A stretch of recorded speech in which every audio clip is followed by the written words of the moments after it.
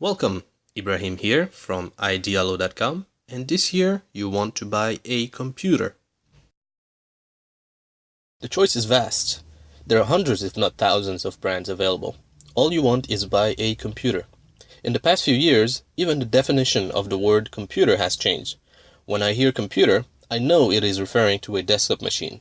But today, a tablet, a smartphone, a Mac, a Raspberry Pi, a TV, a watch, a DVR, a console, a car, a microwave, and all these are computers. In the words of Cory Doctorow, the world we live in today is made of computers. We don't have cars anymore. We have computers we ride in. We don't have airplanes anymore. We have flying Solarix boxes attached to a bucket full of industrial control systems. In 2013, chances are you don't need a computer, as in the desktop machine. A few years ago, it was common to see grandma attempt to install Windows XP on her computer. Most of the features of a desktop machine will not be used by the average consumer.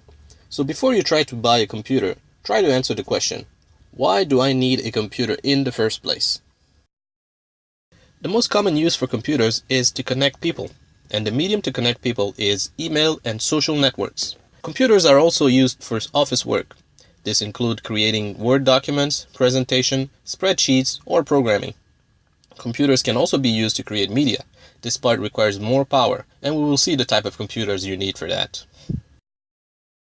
For this type of computing, you can use a small device. A new smartphone will handle it like a breeze. You can read your email, access the web, and watch videos just fine.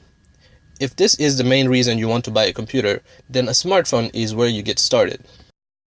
I recommend any smartphone made in the year 2013 and up. The reason for this is I want you to be able to browse the web with the best hardware and have the best experience. Phones designed with Android 4.0 and iOS 7 and up are just better. There is better power management, better web experience, and wider app adoption.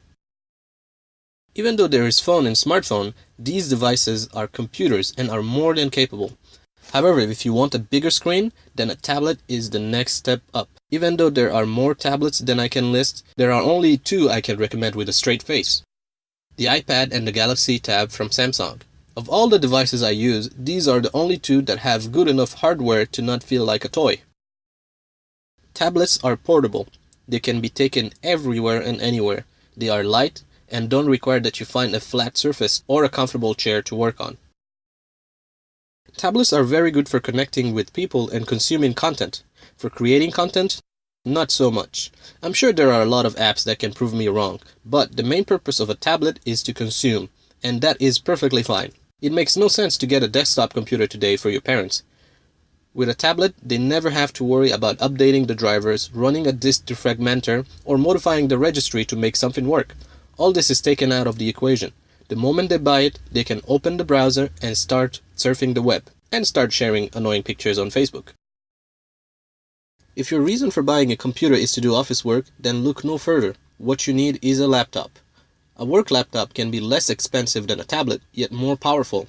One place where tablets fall short is how files are handled. It is very hard to share files between applications in a tablet. With a laptop, you have full control of what you can do.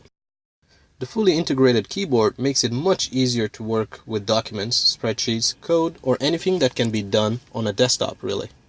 When I hear laptop, the first operating system that comes in mind is Windows. Yes, Windows is great, but you also have other options. OS X is one, and the many Linux flavors are available. Ubuntu is my favorite, for example. The MacBook Air and the MacBook Pro are also laptops. The Apple line used to be the most expensive ones, but with the advance of Ultrabooks in the market, laptops running Windows are just as expensive. I recently bought an Acer Aspire S3 for $450. It comes with Windows 8 and I updated it to Windows 8.1 and it works just fine.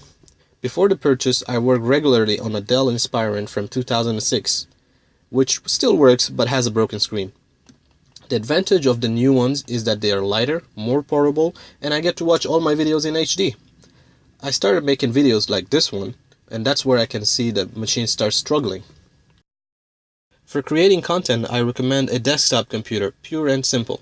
The good thing about a desktop computer, you don't have to settle for a bundle offered by Dell or HP. You can buy your own components based on the work you are going to perform. If you're going to work on making videos, you can buy the best hardware just for that. For example, if you're using 3D rendering applications, you will probably want the best graphic card in the market. While if you're a programmer, what matters to you is the CPU and RAM. The possibility of a desktop is not limited to creating media. Everything you do on a smaller device can be done on a PC. You can make phone calls, surf the web, work on spreadsheet, create presentation, write code, play video games, make video games, and connect to other devices for extra features.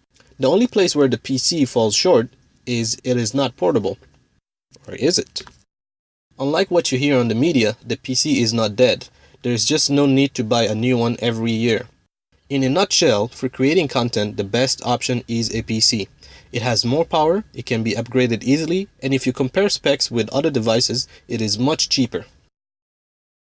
For smartphones, I cannot recommend a specific device. All new phones from mid-2013 and up will be powerful enough for all your media consumption and social networking. For tablets, however, like I said before, the Samsung Galaxy Tab and the iPad. Every other device I used felt gimmicky. I'm sure there are some that are good, but you will have to really dig deep to find them. Laptops are a little harder to buy. There is a wide variety from every brand, and they all perform differently. Also, it depends on your budget. I think Macs are great, but I don't recommend them for students, because most of the time I see them used for taking notes in class. Now that is a very expensive notebook if you ask me. If you like the sleek designs of Macs but you are a Windows user, I recommend Ultrabooks. They are slightly cheaper and just as portable. I know this is too broad, but one that impressed me is the Asus Flip. It may have a screen a little too large to qualify as an Ultrabook, but we are looking for a nice computer, not the name. It has top-of-the-line specs, solid build, and is affordable at $699 as I'm recording this video. With UEFI on most machines, it becomes a little more complicated for Linux users. I use Ubuntu on my main desktop. I had to buy and return a few laptops before I managed to have one that supports Linux. The Lenovo brand makes solid laptops and are known to run Linux with ease. One place most of them fall short, however, is power management. No, it does not drain your battery, but it does not respond well to go into standby mode. Sometimes I'll see light coming out of my computer after I close the screen. Here are a few laptops that I've tested that support Ubuntu. For PC, I do not recommend you buy a bundle PC. You buy a PC by the component. If you don't know what to buy, then you probably don't need it. Try to look for laptops or tablets first. If you are still convinced that you need a PC, then my friend, welcome. Buying a PC requires research. You need to first know why you need it. When you do, you go to Reddit. You will have all the information you need to build an awesome PC. Don't be intimidated to build your own PC. All the components fit together just like Cinderella shoe and no soldering required. Here we go. This is my recommendation on how to buy a computer in the year 2014. I'm sure it will apply on the year 2015 and so on. Don't get any type of computer until you know why you need it. Thank you for watching this video. If you want to see more like it, press the subscribe button and don't forget to press the like button too. This was how to buy a computer in the year 2014 with Ibrahim. Until next time.